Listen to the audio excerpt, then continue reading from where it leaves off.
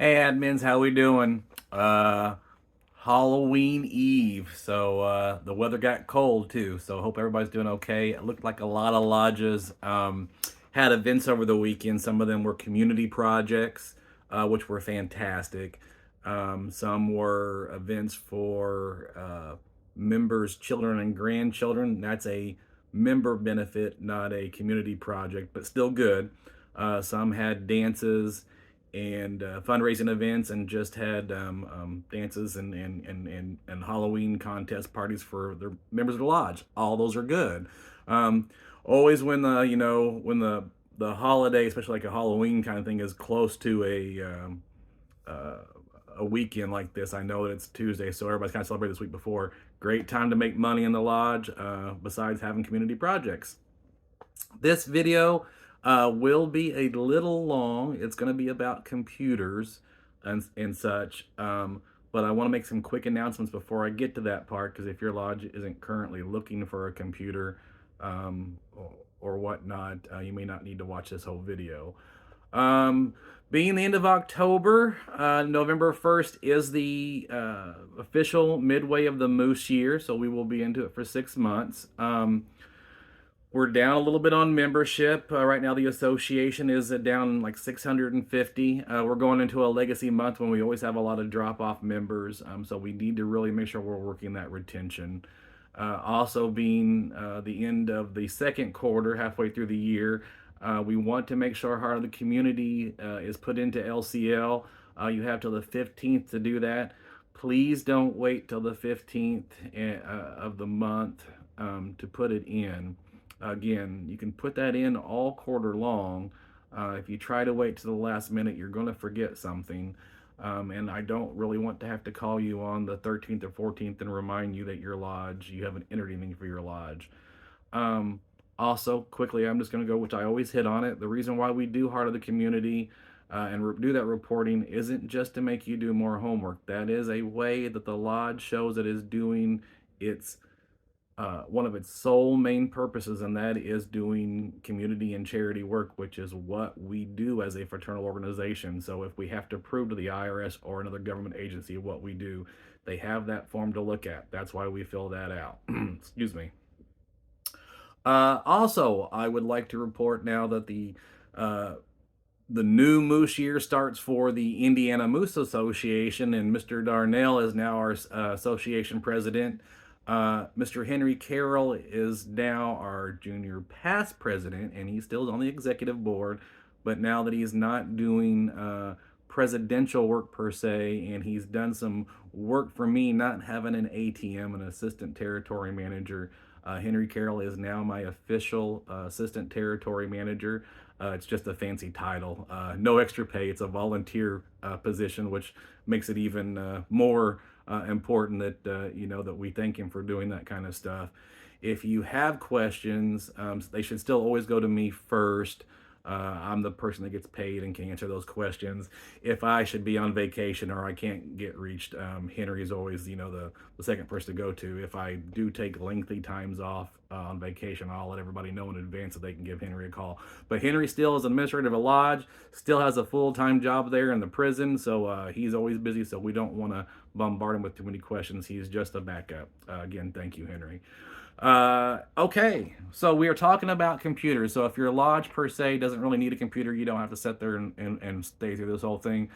Some things I am going to point out during this, though, that I want to remind everybody, because we seem to be having some trouble with computers and a few different issues. First of all, we should have no personal information on that computer, and we generally shouldn't be using it for anything personal. I'm not saying you can't look at your personal email or pay a bill, but we shouldn't be having games on there.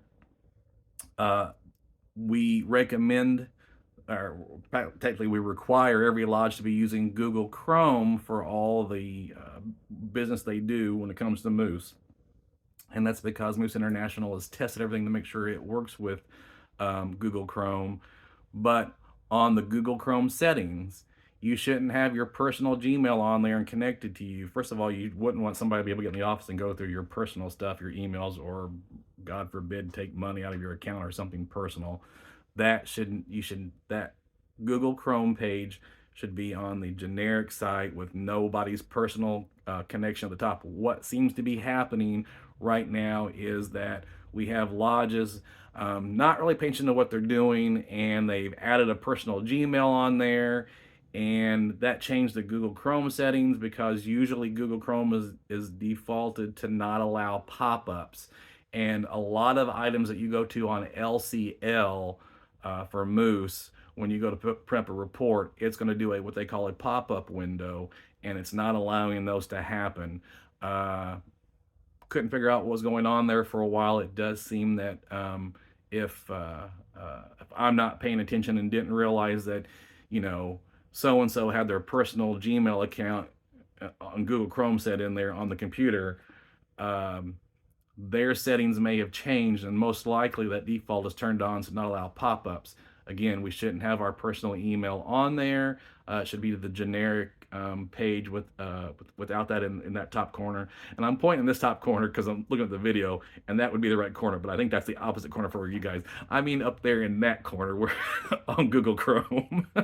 So I got to think about that when I'm looking at the video screen. So just a reference, we're going to be checking when we start doing our social core analysis this fall, which will be starting in November. When we're looking at the computer, we're going to be looking at Smarter Mail. We're going to make sure that the things that we put on there that have to be on there, which when we went to QuickBooks Online, I made sure that all of my lodges had a setup. So on Google Chrome, the first setup on there should be like Smarter Mail. And in Smarter Mail, we're having trouble with administrators and officers using the Lodge Smarter Mail to do their personal travel. Now, maybe travel for the Moose, but if they're booking a hotel or some kind of travel, they should be using their personal email and going through them, and then they get reimbursed. They shouldn't be using the Lodge email for that, because then what we get is Expedia sending 20 emails, spam emails a day, and it was for an administrator that was there 3 years ago, was gone, or maybe longer than that. So we need to make sure that we are curating Smarter Mail. And if you're getting something that's spam, make sure you're adding that to spam. It will take a while to get off there, but if it's something from Expedia or Facebook, we have lots of lodges that set it up an account so that when they got a notification, they were having it sent to the lodge email, which shouldn't be happening, and that was filling up their Smarter Mail fairly quickly. So make sure we're removing those. Also, we want to make sure that no lodge, chapter, or Moose Legion has put Moose Charities emails into spam. They've unsubscribed them from spam. That is something that is required to go to the lodge. Moose Charities communication should be read at meetings, so don't be considering that spam, and do not unsubscribe to it. Everybody has been subscribed to it. We had a few that got on there. They've been contacted and notified, put back on there. Do not unsubscribe to that. Okay, we got Smarter Mail out of the way. Now, basic office computers and office work. Most lodges do not need anything fancy for their lodge office and for doing most of the basic work. If you're an average lodge and you're using your computer for to get into LCL, to get in QuickBooks Online, to read Smarter Mail, maybe print up a few documents in the in the lodge, a sports flyer or a communication that has to go to the board, or very basic stuff. You don't need a complicated computer. We don't say anymore that it could be a laptop versus a tower. That doesn't really matter. It used to be it only could be towers because that information shouldn't be leaving the office. And really, if you get a laptop, it shouldn't be either. Now, with some things being online, LCL, QuickBooks, and stuff, you have access from home, so we're not as worried about that. But in the past, there were much more sensitive documents on there. Plus, there were actual just individual lodge documents, and we don't want them to disappear. So we recommend you not taking those computers home. But anyways, back to what type of computer. The basic computer at Walmart or Best Buy, that's the cheaper one, works just fine. Basically, what you're going to be looking at is memory and RAM, and everything above that is just fancy add-ons like extra stuff on a car. What you're looking at for RAM, the RAM is basically how fast it processes things. You don't need a lot of RAM for doing your basic lodge stuff. Again, LCL, QuickBooks, looking at an Excel file, stuff like that. For memory, you don't really need a ton of memory either. Some of them run 500 gigs. That's fine. You can go a terabyte. The more memory, the more stuff you can hold on the computer. But again, not overly important, because mostly what you're keeping on the computer is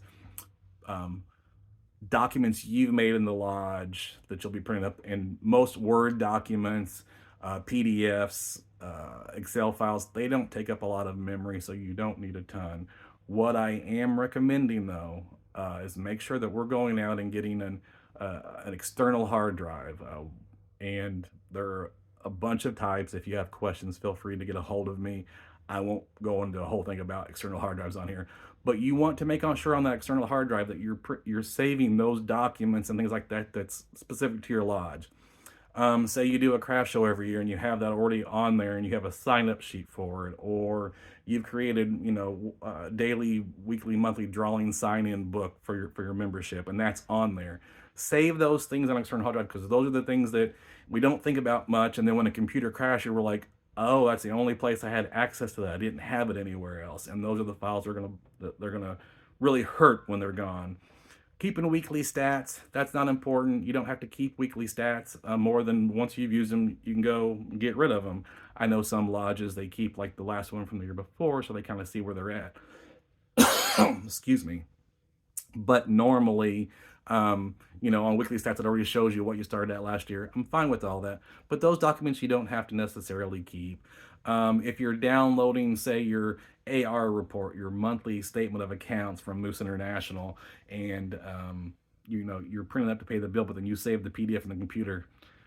Again, that's not something that's that important. You can go back and get those. Those are in email, so you could go back and get them in emails, even though we're trying to keep not as many emails in Smarter Mail as possible.